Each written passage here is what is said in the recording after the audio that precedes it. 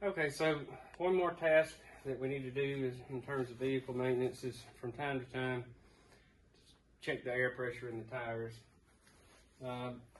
Typically, the way this works is you'll have a rating on the inside of the tire near the wheel, and on this one it looks like it's 51 psi maximum.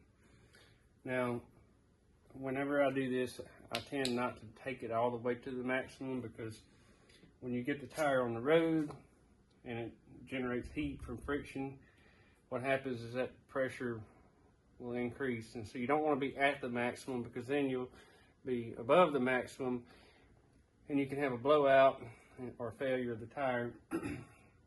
So I have a few things here. So I have first an air compressor. It's already charged with air. I'll show you how to use that. And we have a tire pressure gauge. So the way these work is you'll just remove the protective cap on the valve stem, and you just kind of, I like to put my thumb there and push it on the end. And then you have different scales here, but you want to be on the PSI scale if you're measuring in PSI. This one's showing about 30. I'll probably move it up to about 35. I think 35 is probably a good place.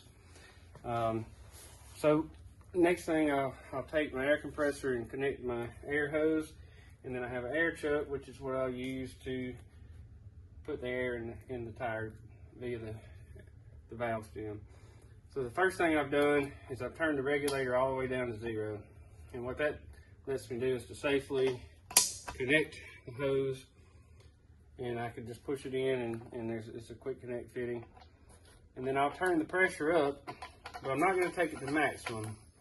I'll take it to, in this case, I'm going for 35, but I'll go for about maybe 50. And what that does is that lets you add air. You can add it faster the higher you go, but you can add it without the risk of like dramatically overpressuring the tire. So it kind of controls the rate at which you add the air. So what I'll do is I'll take this air chuck, and it's got a little mechanism here that you can use to help it to grip and hold on to the valve stem. And I just squeeze that in, and I position it here, and I push it in, and you can hear the air going into the tire. So I'll do that for a bit, and I'm watching the gauge, and I don't go by this gauge, but it just gives me an idea where I'm at. So I give it, I don't know, 15 seconds. You know, disconnect it. Always push this back in. Once you've made a measurement, you push that back in, and you push it back on there. So I've gone a little bit more than what I wanted. I went to about 38. I'll show you. I ended up about 32, 4, 6, 8. So that's probably okay. But what I'm going to do, I'll show you this technique. So you can dial your regulator back down. Oh, wrong way. You'll bleed off pressure. You can take it all the way to 0. So growing up, the way we do it is you got this little part on the end of here, and you can just push it in here and remove air that way. But another way you can do it is if your hose is depressurized, you can push it on there, and you're taking air out in reverse now. So let's see what that gives. So we're right at about 35 now. So that's where we want to be. Then always remember to reinstall the valve stem protective cap.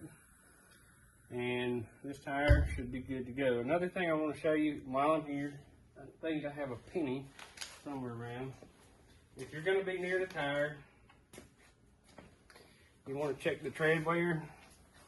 And the tread wear, the thing I've always been taught is if you can put a penny in here and you can see the top of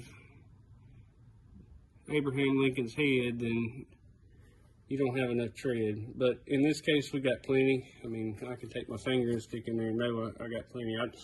These tires are pretty new, but if you had older tires, that's one way you can check it. So with that said, it's the same process for all 4 tires, and that's all for this video.